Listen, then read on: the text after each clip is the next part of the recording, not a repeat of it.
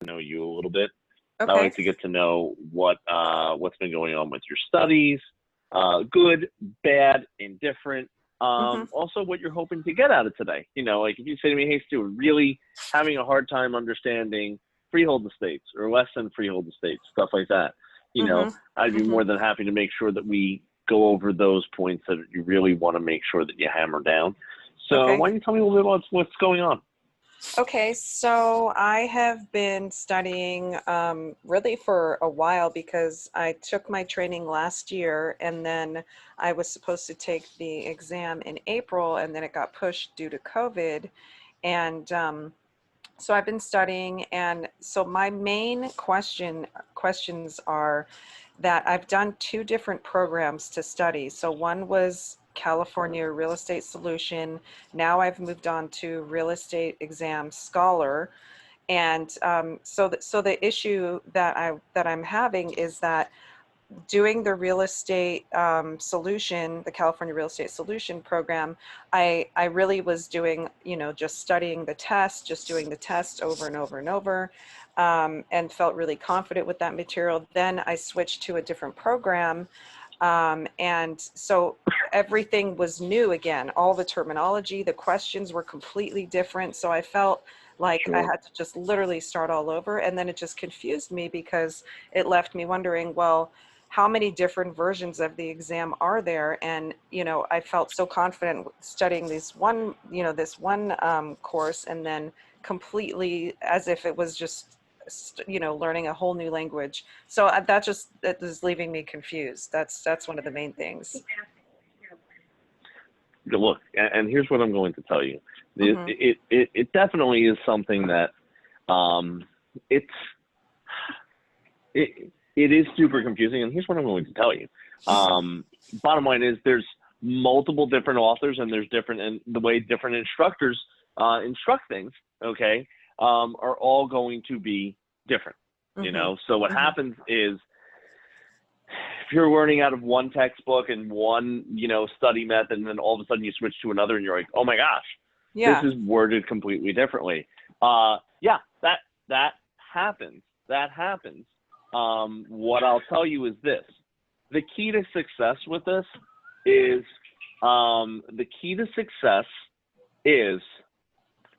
learning your vocab. Vocab. And then when you're done with vocab, do more vocab. That's it. Because here's the thing. No, it's because the vocab, what you'll understand is this. Questions are worded differently. Material could be worded a little differently. But what always stays consistent and the same is vocab. Okay. You know, the definitions typically stay the same. And what happens is this. There is no one product that has better material than another, you know, because what happens is they've changed the test so many times over in the last like 2 years that what happens is this. You have most of the material that exists is not close to the test. So what happens is this. You really have to study. And if like you go on to Prep Agent, like we have a Facebook group. If you go onto the Facebook group and you see what people are saying in like California and everything, they're like, study your vocab, know your words, know your definitions, because no matter what they throw at you, if you study the vocab, you should be good. You should be. Okay, so, because what I was doing, what I had been recommended, you know, countless times over and over from other agents and just, you know, other people is just study the test. Just keep doing the exams over and over and over till you get to like at least 80%. So I thought, okay, I'm just going to keep doing these tests over and over. And then when I went to the other course, then it just threw me off.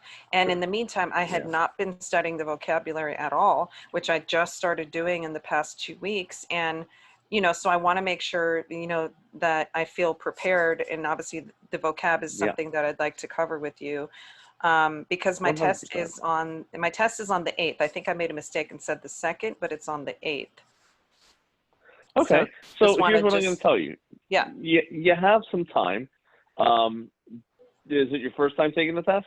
First time taking the test. Yep. Oh, and also I have been listening to a lot of the videos on Prep Agent, you know, just constantly listening to them, watching them. So I'm doing that, I would say an average of 2 hours a day, and then I'm taking the tests as well, and then studying the tests on realestateexamscholar.com.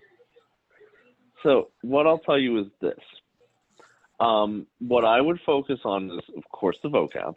You know, and having a well-rounded study plan is always good, because here's the thing: vocab, I always say, is the most important, but second most important thing is making sure that you could apply the vocabulary to different questions.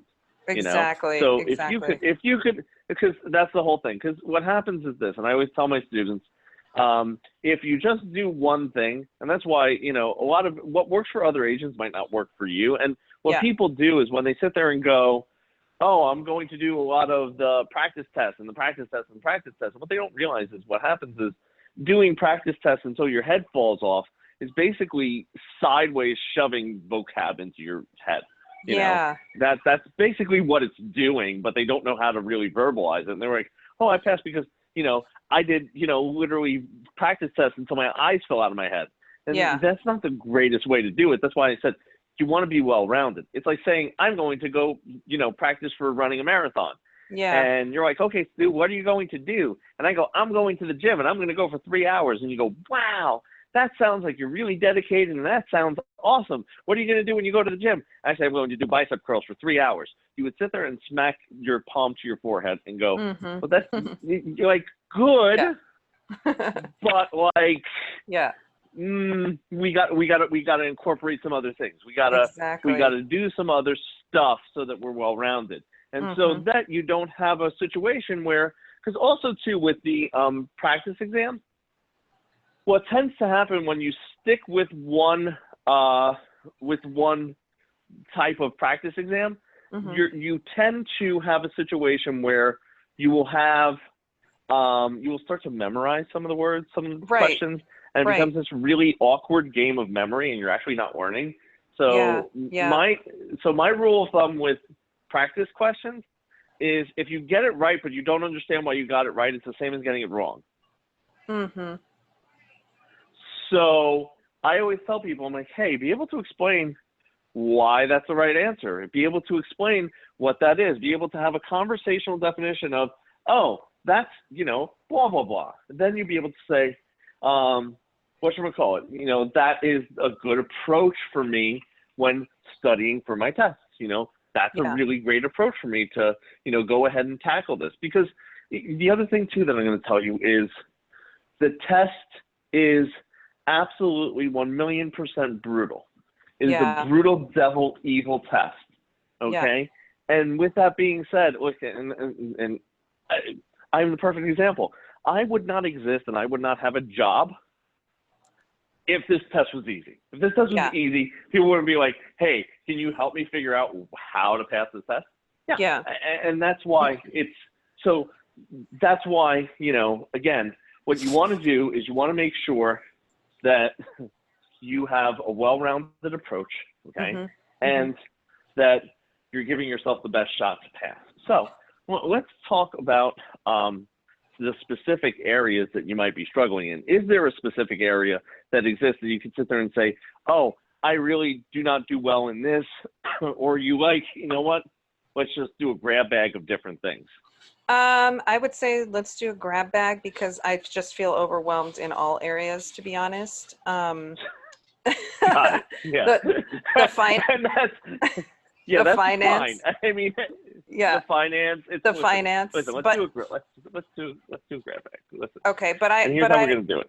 But I heard that there's no finance on the test. Is that correct? No. So listen to what there isn't, okay? And I'll explain it to you. I mean, no math is what I mean. No math. Yeah, there is no math. Yeah, yes, you're 100% correct, and there is no math. You will have questions though about the government survey system. Okay. So the government survey system, you will have a question on in California. What else will you have questions on in California? You will have, you know, finance questions such as, you know, trust deeds, mortgages, things like that. That will be on your exam. Okay. That will be a part of it. And other than that, let's do my my soup du jour, kind of like what I do with all my students. So go through, and here's what it gives me a chance to do. So we're going to go through the questions, and here's how I like to do it. I like to I want to see how you think through the question, okay? Okay. So when you sit there and so when you see a question, I want you to say, okay, thinking maybe B, maybe C, because what happens is this. I get to see then how you're approaching it. Sure. And sometimes that might be a really great approach. And I'd be like, oh man, that's a really great thing. And you might not even know it. You might be like, oh, that's just how I always do it. Or it might be awful. I'd be like, okay, let's change up the way the strategy that you're using to tackle that question. Okay. Okay. Yep. Okay. And if there's an area for opportunity as far as like knowledge, like I sit there and go, okay, so what is this? Then we'll go over the material wise. If not, if I think that you have it down, you're good. There's nothing for us to chew on. We're just going to keep moving, you know? Great. Because Perfect. with your test being so soon, there's no point in getting into, you know, the finer minutia of something that you already know. Because it's something that, and also if there's not, if you only need the 1,000-foot view of something, I'm going to basically tell you, hey, look, we don't need to, like, we could, you know, literally pick this apart, but let's not, because there's not going to be much on your test in regards to the finer details of it. So, perfect. I love it. Let's take a look at the first one. Okay. Okay, mechanics lien is a is a specific lien. Okay, specific voluntary or specific involuntary? I don't know. I would just say specific is what I've studied. Okay, so what happens is this: every lien is going to be classified as general or specific, and also it will be considered voluntary or involuntary. So every lien is going to have a classification of voluntary or involuntary. So if you had to take a guess on a mechanics lien, where would you think that landed? Would that land in voluntary or involuntary? I would say that's a good question because I don't know much about voluntary versus involuntary. I would say involuntary. Fantastic guess. So yeah, it is involuntary, but let's talk about the difference between involuntary and voluntary, because do you know so obviously it seems like you know the difference between specific and general, correct? Right. Yep.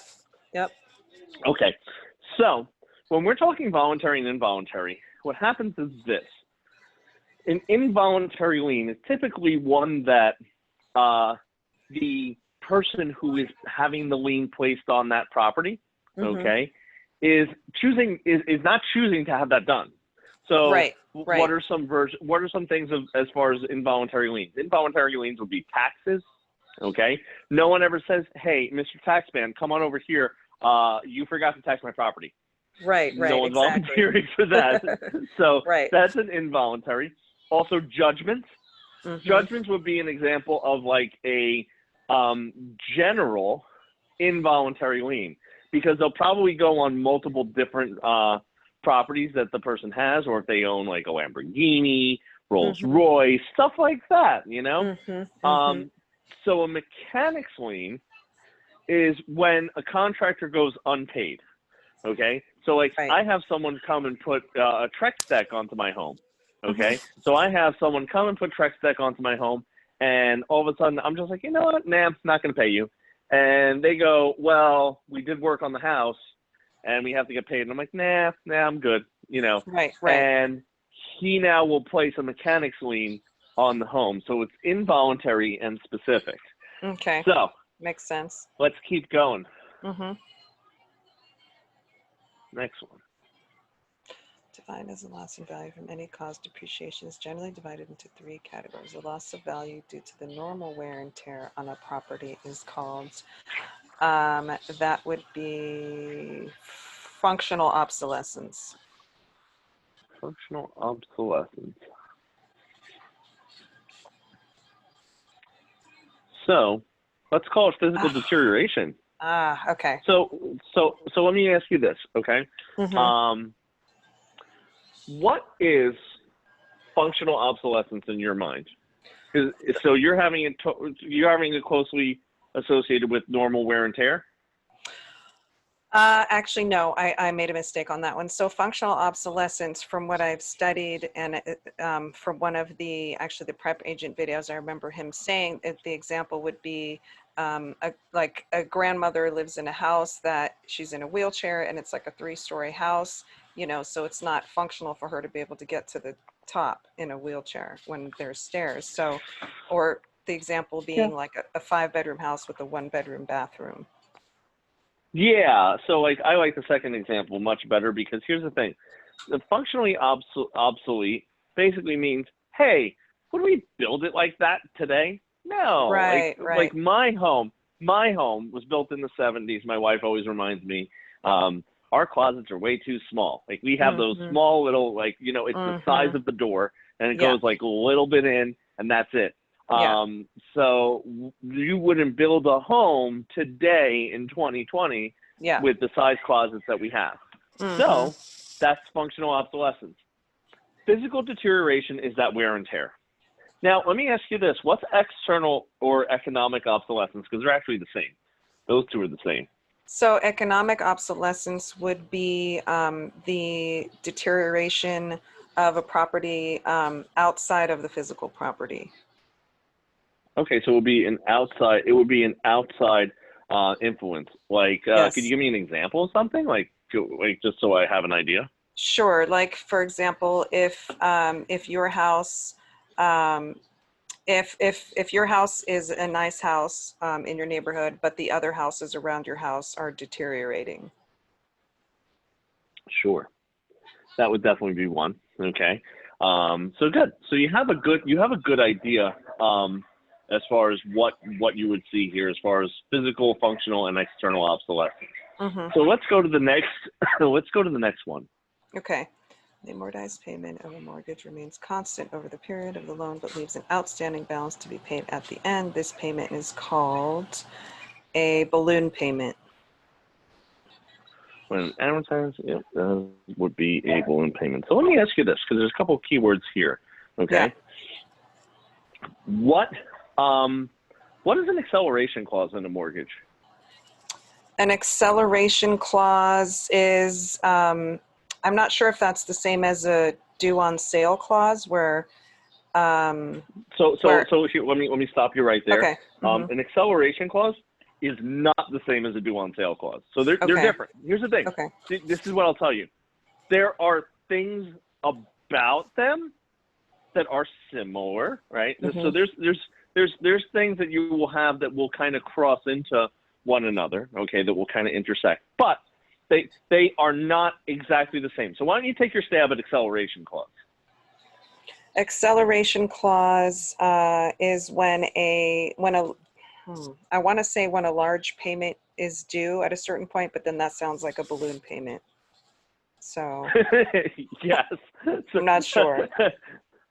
Okay, and here's what I want you to do too. Like, so I'm going to give you a couple of different. I'm going to give you a couple different things that you need to focus on. Okay. When you're talking about when you're talking about your definitions and everything, so I'm going to give you, because again, we're gearing up for passing the test first shot. Boom. That is our goal. Yep. Okay. Yep. Absolutely. So, but we have put the little asterisk down at the bottom and said, hey, brutal test. If we do not, we have to have a kind of like a game plan. Like, I don't want to leave you hanging. Yeah. So what I'll tell you is this. Do you see how you and I are having this conversation, like where we're talking through the definitions? Yeah. This is what you want to have with your definitions. Like, when you do your flashcards, you want to picture that you're sitting down having coffee with your best friend, okay? And when you go ahead and have coffee with your best friend, okay, they're saying to you, oh, I just started taking real estate classes. Can you tell me what an acceleration clause is? And here's what happens. You would then explain it to them in a way that they would be able to understand. Right. So that is the definition that you're striving for in your head, okay? When you do vocab, that's what you're looking for. When you do vocab questions, okay, just like I'm doing the questions with you right now, this is what you're striving for, is just to be able to have this, hey, what is an acceleration clause? So let's go back to acceleration clause. Let's unpack that for a second, okay? So go ahead. Okay, so tell me your definition. So my definition would be that it's a payment that is due at a certain point towards the end of a loan. Okay, so that is a balloon payment. So let me tell you my definition. You ready? Yep. An acceleration clause is a clause in a mortgage or a trust deed, okay, that says, hey, borrower, if you default on this property, okay, meaning you stop paying me, I, the lender, can make the full amount due. Okay. Okay. I will say, hey, you owe me everything. You owe me the whole entire balance, the whole enchilada. So what happens is this. That's an acceleration clause. An alienation or due on sale clause has some similarities to it, but also some differences. So why don't you tell me, what do you think an alienation or due on sale clause, same animal, what are those? Due on sale clause would be when a payment is due, oh gosh. I want to say if a payment isn't made on time. That sounds like an acceleration clause. Yeah. Right? So like when we say, hey, you have defaulted, you stop paying. So what happens is this. So you stop paying and the lender says, okay, the full amount's due. Okay? That's an acceleration clause. Now, a alienation or due on sale clause, the lender makes the full payment due. They say, okay, it's due, but what triggers it? Okay, it's in the name. When it's sales or transfers, when you alienate the property or you sell it. So it's an alienation or due on sale clause. So those are those clauses there. Does that help you out with your definition in your head on those three? Because those are things that will come up in the test, I promise you. Yeah, can you just say that one more time? Because I was taking notes and I got to lenders make full payments due when you said what was the last part? So acceleration clause is the lender makes the full amount due upon default. Upon default, yep, I got paying. That. Okay, then the due on sale is full amount due on sale or transfer.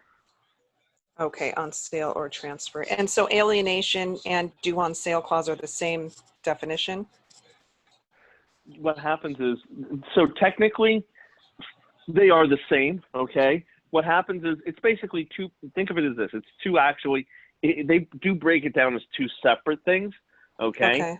But one is when you alienate the property or like transfer it, let's say you transfer it to a relative, okay?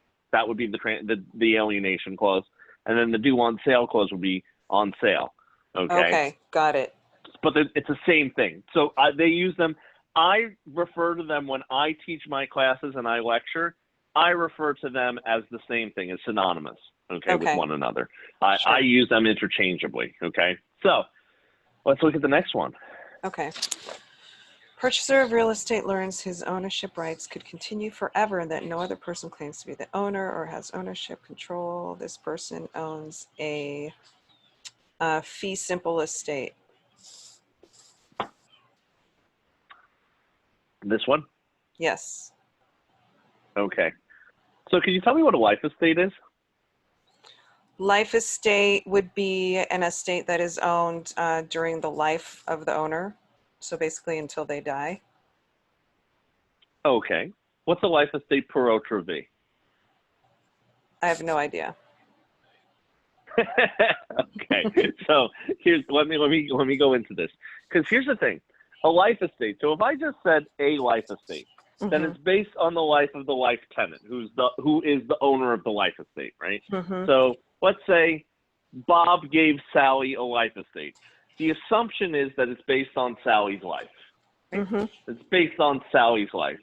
Now, if Bob gave Sally a life estate based on the life of his grandfather, then Sally owns a life estate per autre vie. Meaning that when Sally dies, as long as the grandfather is still ticking, still alive, then what happens is she could actually will her interest. So a life estate is going to be based on the life of a life tenant unless it's based on the life of another. which would be referred to as pour autrui, which is just French for based on the life of another. Okay. Based on life of another. Okay. Now, let's go to the next one. Okay. All right. Balloon payment is usually associated with a large payment during the term at the end. Variable mortgage that varies with the cost of living. Large payment during the term or at the end of the payment schedule. Sure. What's a package? What's a package mortgage? Actually, I don't know that one. Ooh. So, package mortgage. Here's what that is. That is when you mortgage personal property as well as real property. So that's sometimes done in higher end homes. Like, let's say you go into this really bougie home and you're like, oh my God, I love that painting. I would really love to roll that into the mortgage or whatever the case may be. That would be a package mortgage. So what happens is personal property and real property are combined with one another in the loan. Got it. So that being said, how I remember it is you package your personal material. Like if I had, something personal, you would package it. What's a blanket mortgage? Blanket mortgage is more than one mortgage. It's more. So, okay. It's not more than one mortgage. It's multiple mortgages. It's more than one parcel. Okay. So it's one mortgage covering the whole thing because it blankets it. So it'll be a developer who has 100 home development that he's building. So it's one mortgage to cover everything. Got it. And then there's what they refer to as a release clause. And there's a release clause in the statement that what happens is it basically releases one property at a time. So there's a release clause in, the mortgage, and it allows the builder developer to just basically say, okay, I'm selling lot 1 right now. I'm selling lot 2. And it allows him to basically take each and every single one at a time. So that being said, let's go to the next one. Recording of an instrument gives constructive notice. Don't sound so sure on that one. Yeah, I think that's the answer, but I'm not 100% sure. Sure. So what is constructive notice? Let's chat about this. I don't know the definition of it. I'm going off of the test and just memorizing and seeing that question and that answer, But that's what I figured. So yeah. So and that's why what I want to do is this. That's why I'm asking you these questions so that. Remember I said earlier, I was like, hey, if you get a question right and you don't know why you got it right, it's the same as getting it wrong. Yeah. This is a perfect example where you're like, yeah, I'm using contextual clues to get myself the answer. Okay. I'm working on what I know already to give myself the answers, and you don't know what the answer is that you're going to be giving. Now here's the thing, that is correct. But let me give you an example of constructive versus actual notice so that you understand. Okay. Okay. Constructive notice allows the general public, you're basically making it publicly known. You're saying, I have this thing, or I have the deed. I have, this lien on this property. So think of it this way. Actual notice is when you have received direct notice of something, direct knowledge of something. Okay. If I say to you, I am a short, fat, bald man, you have actual notice that I am a short, fat, bald man. Right. If I put on Twitter, I am a short, fat, bald man, I made it public, for everyone to see. What happens is if you were concerned with that, if you were like, I wonder if Stu's a short, fat, bald man, you could go and see through my Twitter history. If not, you don't have to ever do that, So situation is this, just like a deed on a house, When I have a deed to a house, the average person doesn't give two flying hootenannies about it. But let's say you saw pictures of my house and you said, Stu, oh my gosh, would you sell your house to me? Then you would be concerned with it. You would want to go inspect the deed and see all that stuff that I've had recorded and I've given constructive notice on. So does that help you with your definitions of both of those words there? Absolutely. Very much. Yeah. Yeah. So that's why. And here's the thing: if you're going through your questions, and you should ask yourself that, like before you answer the question. Yeah. So what is that? What is my definition of that right now? Sure. And if you don't know or you don't have a good enough answer to that, try to gain knowledge. And what I would do is this. This is like my trick. Like when I'm reading something and I don't know, I'm like, I don't know what that is. Okay. I would just put in here constructive notice into YouTube. Okay. Okay. Real estate. Boom. And I would look up a 3-minute video. Okay.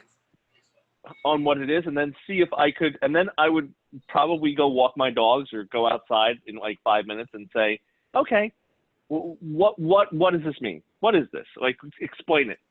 Yeah. Okay.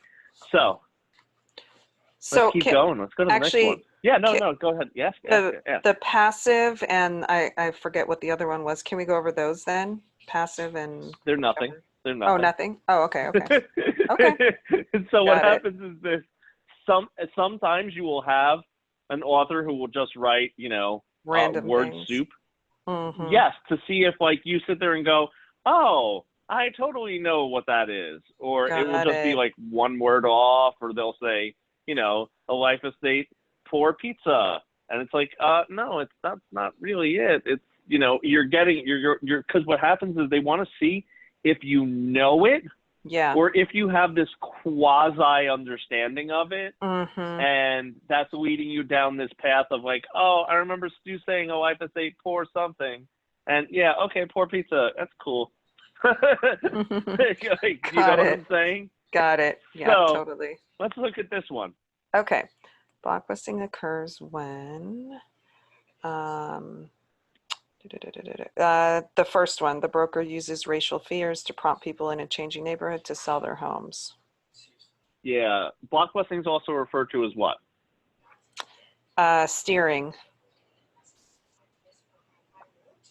Blockbusting is also referred to as panic peddling. Or yeah. So let me ask you this. Okay. Let me ask you this. What is steering? So blockbusting is inducing fear of a protected class moving in or out of an area to induce people to sell. So what is steering? Steering would be trying to persuade people to move in or out of a neighborhood due to other, demographics being in that area. So, okay, let me give you my definition of steering, okay? Okay. It's channeling buyers to or away from an area, okay, based on them belonging to a certain demographic. So if I had one family and I said, oh, I think you would really love this small little town here, and it was just basically a white Anglo-Saxon area, okay, I was steering them. If I had a Jewish couple and they were like, and I knew nothing about them other than the fact that they're Jewish, and I said, oh, Meshuggah, you would love this little town over here, and it's not the same little white Anglo-Saxon town that I sent the Smiths to, then that's steering, okay? So there we go. Let's keep going. Okay. Hold on, I'm just finishing writing notes. Okay. Lucy was contemplating opening a hardware store or post office. She did not want to invest in a property with a high cap rate. She would probably want...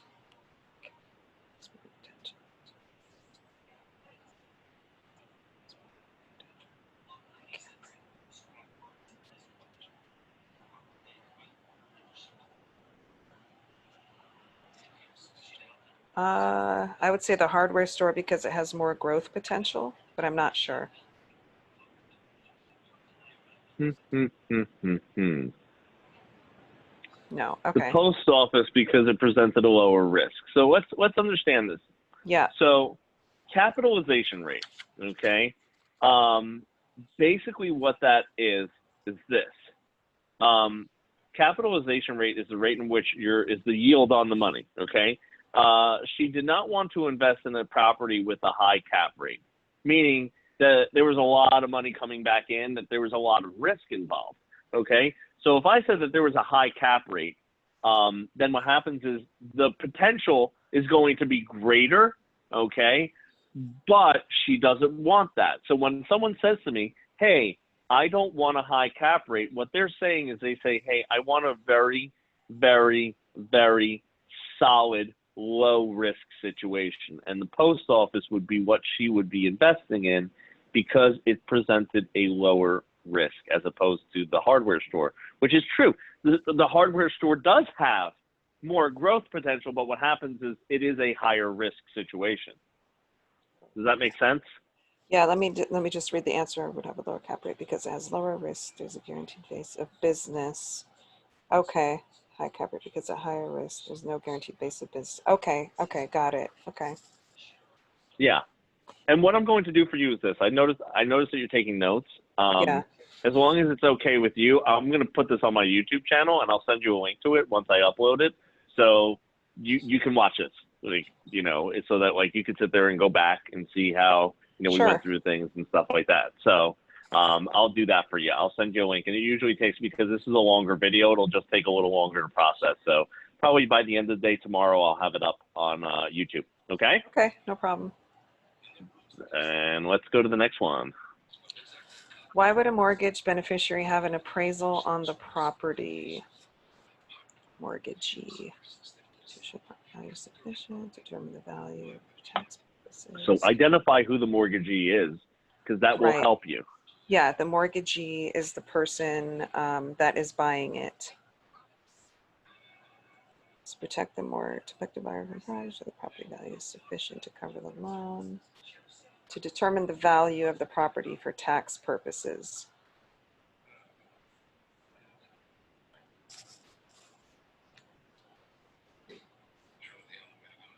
That's what I would say, to determine the value of the property for tax purposes. Okay. So we have a little bit of work ahead of us. Ready? Okay. All right. So this is what we're going to do. I'm going to open up a whiteboard so that I could actually give this to you and actually give you an idea as to where you're going wrong. So you said the mortgagee, right, is the one who's buying the property. That was what you said, and that was what you said just now in your definition. So the mortgagee, okay, or the beneficiary, okay, is going to be the lender. Okay, that is the lender.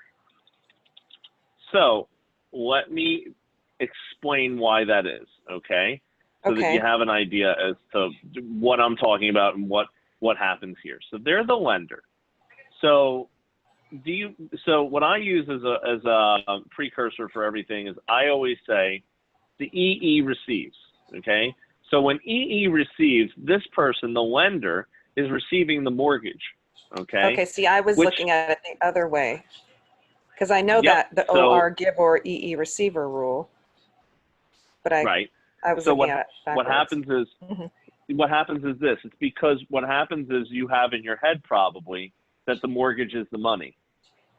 The mortgage is not the money. So let me explain this to you. You ready?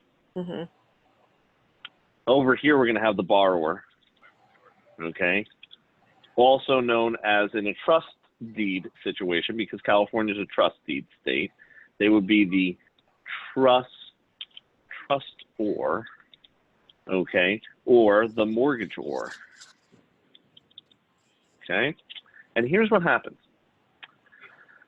The bank, the lender, gives the money to the borrower, okay? So what happens is this. They give all this money over to the borrower, and the borrower then says, oh, thank you so much, Mr. Bank. And in a mortgage transaction, the bank says, hey, wait a minute. I need to have some sort of guarantee that you're going to pay me, okay? I need to have some sort of guarantee that I'm going to get my money back. So what happens is this. The borrower then gives to the lender a promissory note, okay? Also known as a note. And what is a note? Do you know what the note is? A note is just basically a document that shows that one person is lending to another person. Yeah, and so what I refer to it as, like my simple definition of a promissory note or a note, is that it's evidence of debt.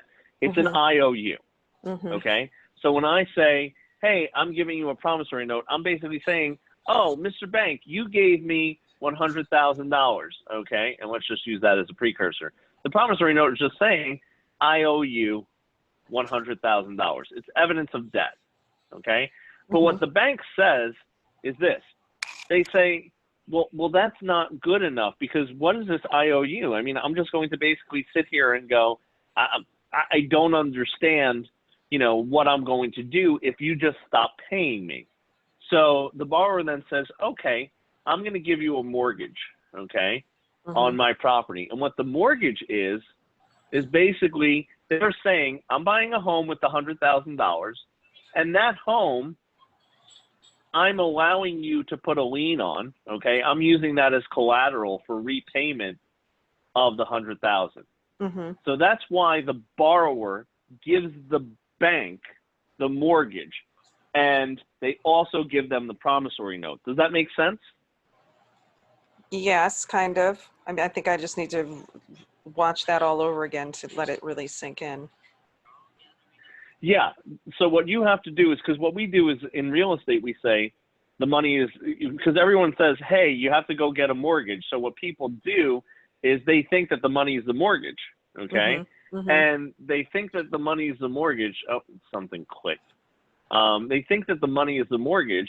So what happens is you're thinking, oh, the borrower is getting the mortgage, okay? And they're really not. They're getting the money. And then the mortgage is just me saying, hey, Mr. Bank, you can put a lien on my property. That's it. That's what the mortgage is. So that's why, going back to this question, what happens is so if we change this and said the bank, why would the bank have an appraisal on the property? And they want to make sure that the property that the value is sufficient to cover the loan. Because again, what the borrower is doing is saying, here, you could put a lien on my property just in case I don't pay you back according with the promissory note. Right. And what happens there is the situation is this. They want to make sure that, you know, this house that they're using as collateral is going to be enough, is sufficient to cover the loan if they have to foreclose on it or take it over as, you know, repayment of the loan. So let's go to the next one, since I just probably melted your mind with mortgages.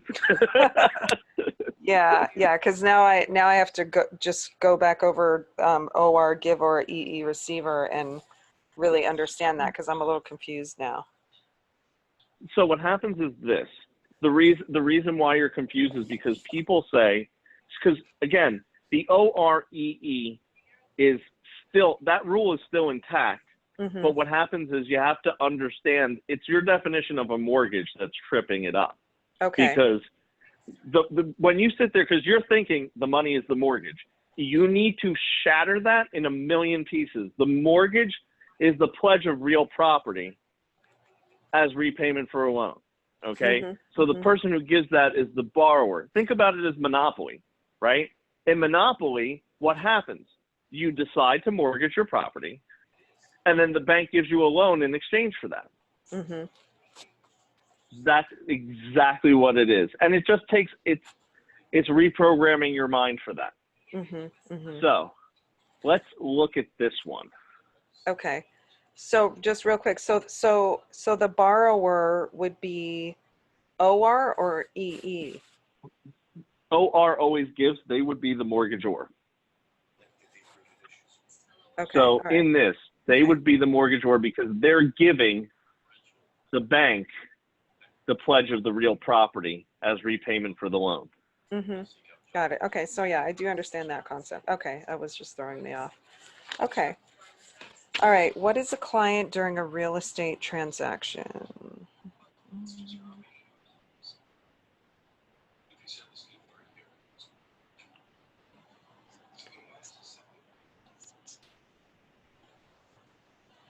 I would say any person who views property in the company of a licensed salesperson or broker.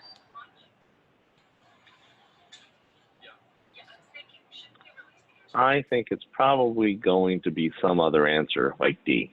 Yeah, it was going to be one of those two for me. So watch this. You ready? I'm hosting an open house, right? And I'm saying, come one, come all, everyone come to my open house. You are all welcome. I have cookies, I have drinks, I have refreshments, okay? I have hand sanitizer. So what would happen is this. Any person, those people would all be viewing a property in the presence of a licensed salesperson or a broker, right? They're not clients, right? Sure. My client is still the seller.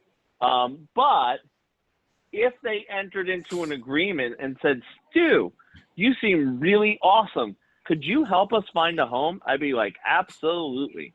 Sure. So those people would then be clients. Got it. Any person who views a property, not a client. But any person who signs an agreement, definitely a client. Makes sense. Let's go to the next one. Got it. Steering, which is prohibited by fair housing laws, is the practice of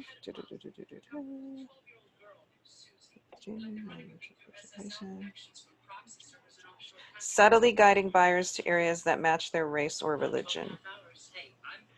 It helps when we know see how the vocab just kind of, when you know it, it makes it like so easy. That's why I'm saying, like, the key to success, no matter how a question's worded, vocab. Vocab until your face turns blue. Keep going. Okay. Store owner has operated a neighborhood grocery store for the last 30 years. Her store is the only retail property in the area, which is zoned residential. The store must be an example of a real property in the area. Okay. Variance of the zoning laws.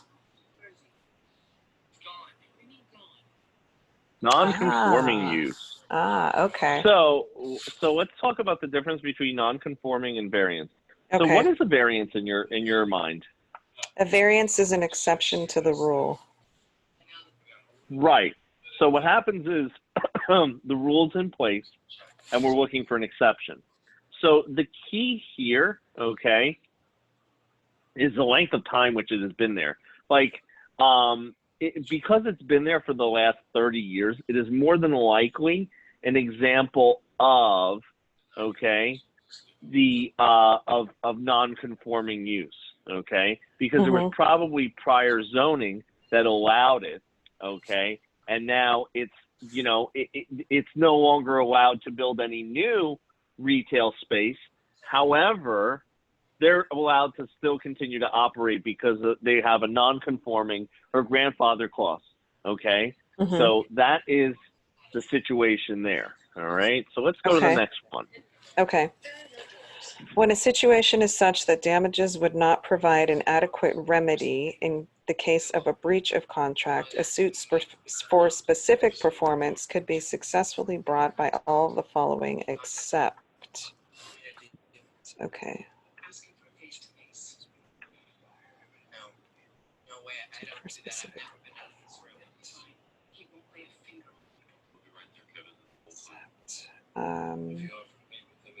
Not quite sure. So what is the suit for? So what's a suit for specific performance? Let's try to identify that. A suit for specific performance would be where somebody is trying to sue somebody for something that was done specifically on a property, I think. Okay, that's why you're having trouble with it. I don't think that you have a good, well, actually, it's not, I think. I know you don't have a good enough definition of that. So you wouldn't be able to answer this question. I believe it's going to be A, and that is correct. So the suit for specific performance is this. I am entering into a sales contract, okay? I'm entering into a sales contract, and so let's say you are buying my home, okay? And then let's say really close to the end of the deal, you say, Stu, no, I'm not going forward with it, and just because I don't want to. So what happens is this. They then, okay, I would say, well, I've already purchased, I've already moved, you have to go forward with it. I'm going to sue you for specific performance. Because what it is so specificity does come into it. It's basically me saying, my home is specific, okay? Because my home is specific, you have to perform on this deal. You have to perform on this specific transaction. That is specific performance. So a real estate agent doesn't have the right to sue someone for specific performance because they're not one of the parties that has to perform. Mm-hmm. Right? They're just a third party to it.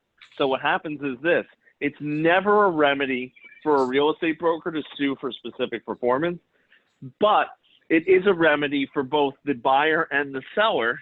And what else I'll tell you is this: it is a remedy for both the buyer and the seller, and it would be a situation that it would be more likely successful if a buyer sued a seller to sell rather than a seller suing a buyer to buy, because there's usually financing involved, and it's typically easier for a buyer to sue a seller for specific performance than for a seller to sue a buyer. Does that make sense?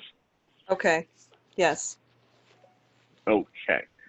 Is this helping you out a little bit? Because I know I'm going kind of Gatling gun style at you, and because I know you have your test soon, so I'm just trying to get in as much as we can. So just let me know if it's a lot, you know, because like I said, I'm trying to get you as much as possible. Do you know what I'm saying? It is a lot, and I'm actually wondering, and I'll ask you, you know, when we get to the end, if I should push my tests, because I'm feeling so not ready now, because you know, like I said, I was guided all along to just be studying more so the tests than all of the definitions, and I just recently started studying the definitions, so I'm just considering if I should just reschedule my exam. So let me kind of play devil's advocate for a little bit. You know, more runway is always good, you know, because then you can implement the proper study plan, and you could, you know, change kind of some of the situations, because there's some definitions here just from us going into these questions that you don't have. You don't have them, and it's because of the way you studied, where just like where you were like, hey, I know that constructive notice is the answer, but I don't know what constructive notice is. Right. So that's not, so if we word the question a little different, we have a problem. You know what I'm saying? Yep. So that's the issue that you're going to run into. And usually, so here's the thing. What I tell all my students is this. Deciding whether or not to take the test is a personal question. You know, think of me as a specialist doctor. You know, you come to me and say, hey, Stu, how do I pass the exam? And the medicine doesn't change whether you have 2 weeks, 15 days, 1 day. You need to know your vocab, you know? So that's something that you have to make that decision. You know, there's some people who are like, you know what, I want to take the test just to see what it's like. And I know in California, some of you guys have, you know, restrained, you know, you have really issues and concerns about, you know, when you could take the test, what's going on, what's happening. And the thing that I'll tell you is this. So that's why it's a personal thing. Like if you said, Stu, you know what, I have a test scheduled. I'm going to go and take it just to see, because I want to see what the test is like.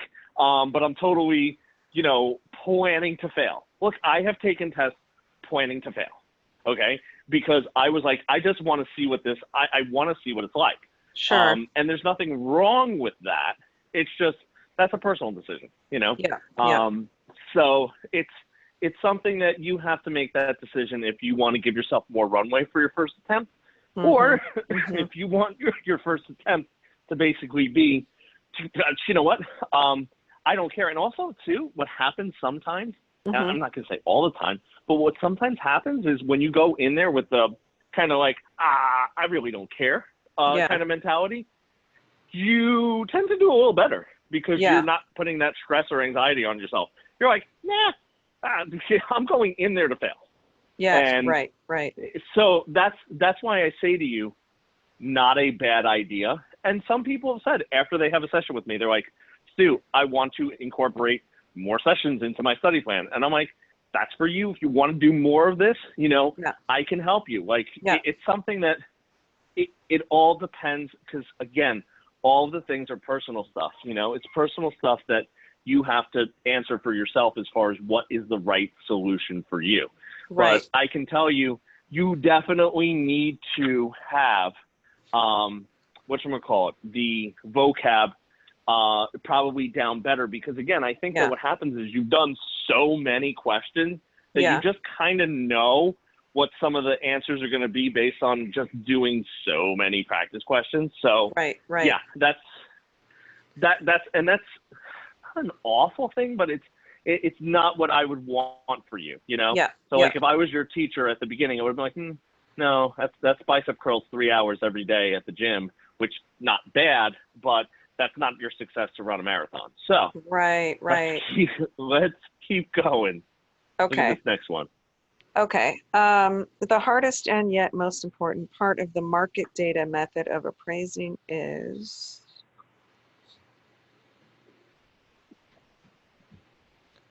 hardest and yet most important part.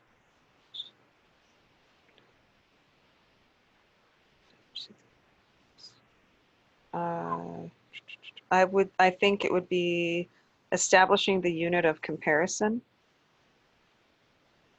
Establishing the unit of comparison. Do you think that that's the hardest one? Adjusting for differences between. I think there's one on here that might look harder. So let's look at that. Okay. Yeah. So watch this. You ready? Okay. So let me explain why adjusting is the hardest one. Okay. Okay. Because what happens is this.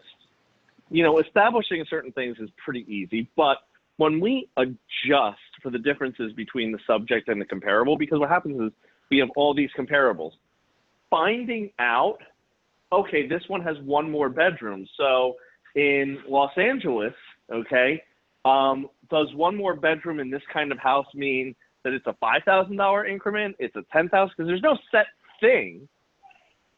So what happens is this: you would have to run into a situation where basically the appraiser has to come up with an opinion as to what that value is going to be. So adjusting it is by far the hardest thing. So, any questions on that? Nope. Good. Let's keep going. Let's get a couple more in. Yeah. In a condominium apartment project, the best term to describe swimming pools and laundry rooms for the use of unit owners is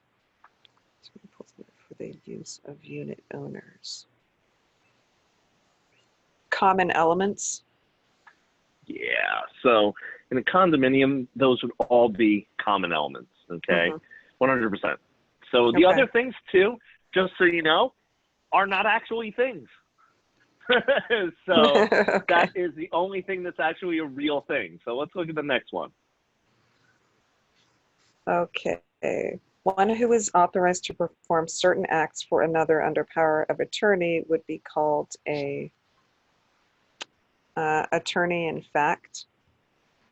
100%. So an attorney in fact is given that title and that type of agency relationship by a power of attorney. Okay. So good job there. Let's look at the next one. Both a buyer and a seller have agreements with the same real estate agency. Can the buyer make an effort on the seller's property? Oh, an offer, sorry, not effort. Can the buyer make an offer on the seller's property? The buyer and the seller have agreements with the same. Make an offer on the seller's. Yes, if both the buyer and the seller give their consent to dual agency. Yeah, bam. And if it's legal in the state. Yes, 100%. Yeah. Okay, let's keep going. Let's get a few more in. A title insurance policy will protect a buyer from financial losses that are caused by financial losses.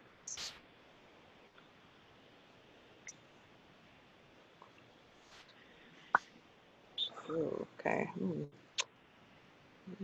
Not quite sure. Let's see.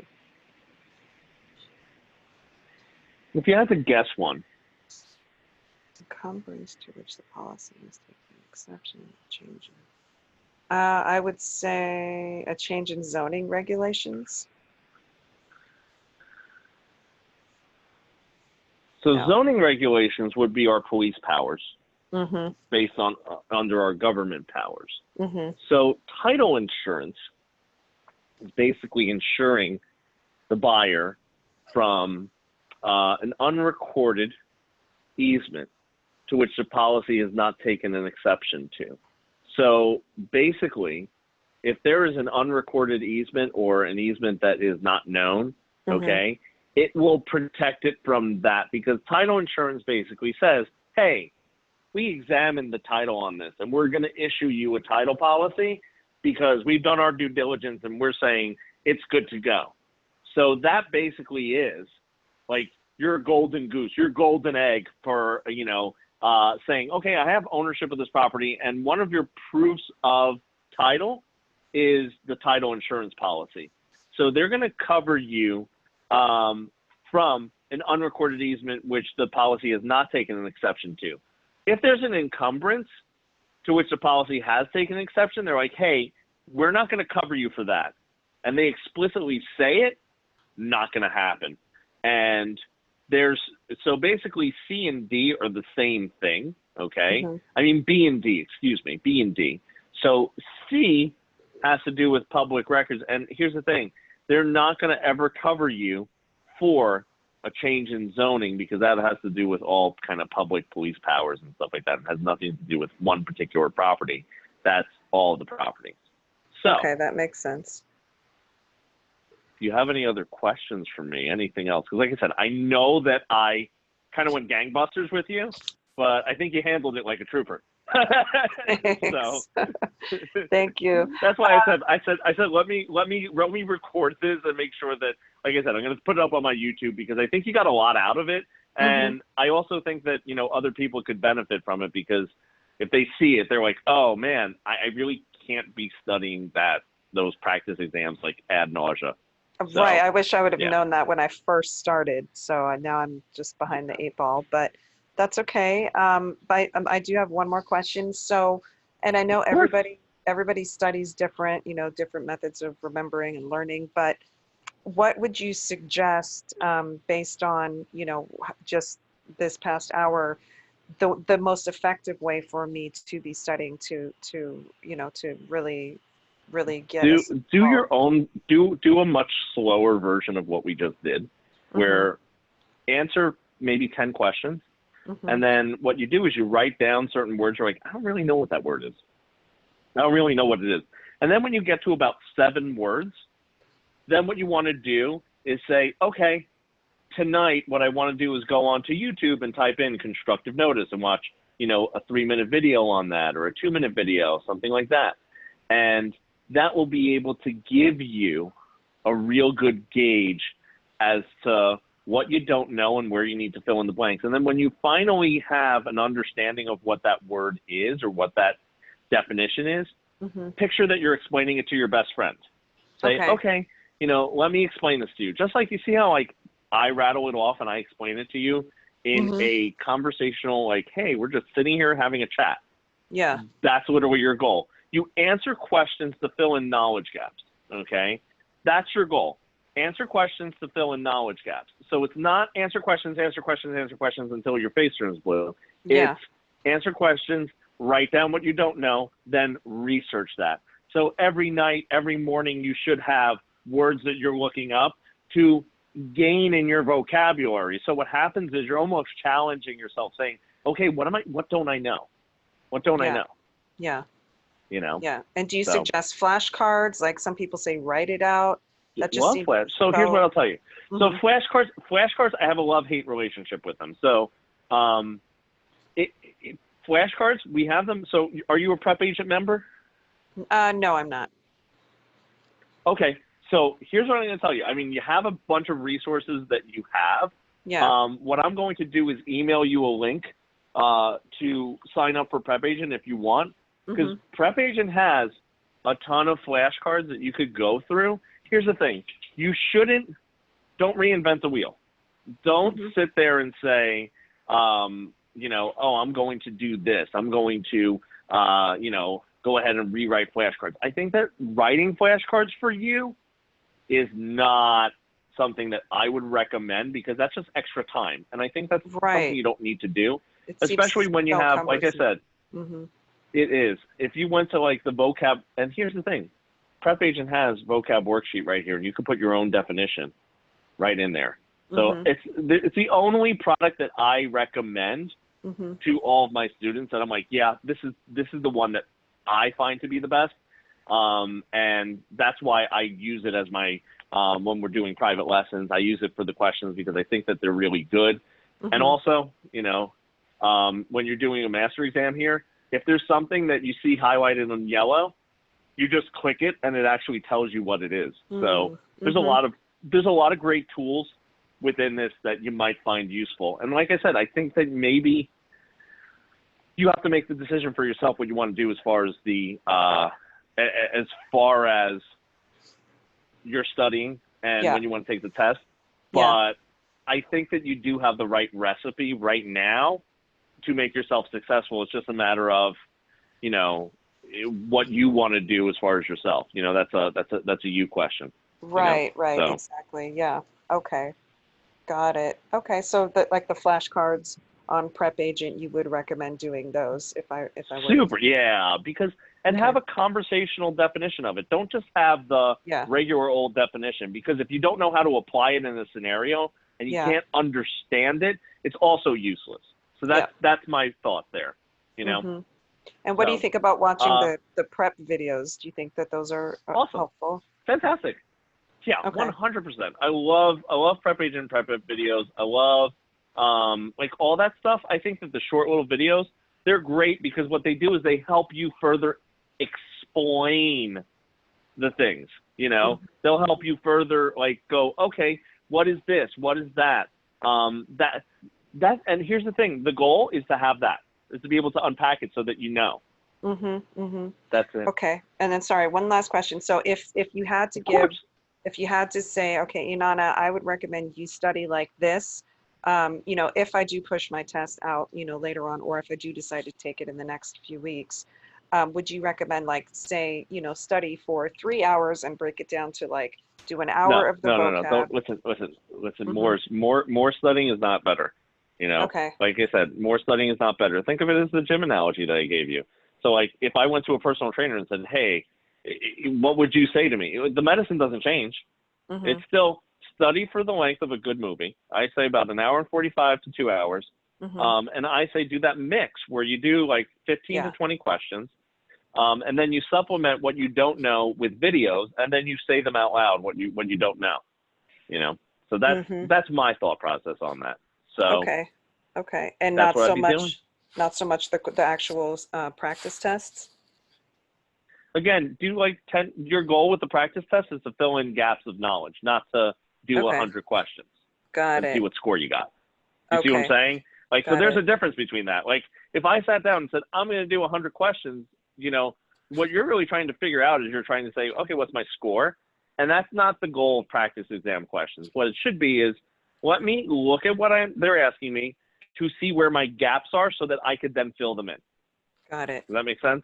Perfect. Yep, that makes sense. Yep. All right. Absolutely. So any other questions? Not yet. I will definitely be reaching out again to do some more tutoring, and and I'll send you the link. I'll send you the link for the Prep Agent once we get off this call, and then I'll also send you, once I upload our session onto YouTube, I'll send you the link to that as well. Okay? Perfect. Sounds wonderful. All right. Well, look, I had a great time, and look, good luck. I'll speak with you soon. Okay? Thank you very much. You have a good day. You too. Bye-bye. Okay, bye-bye.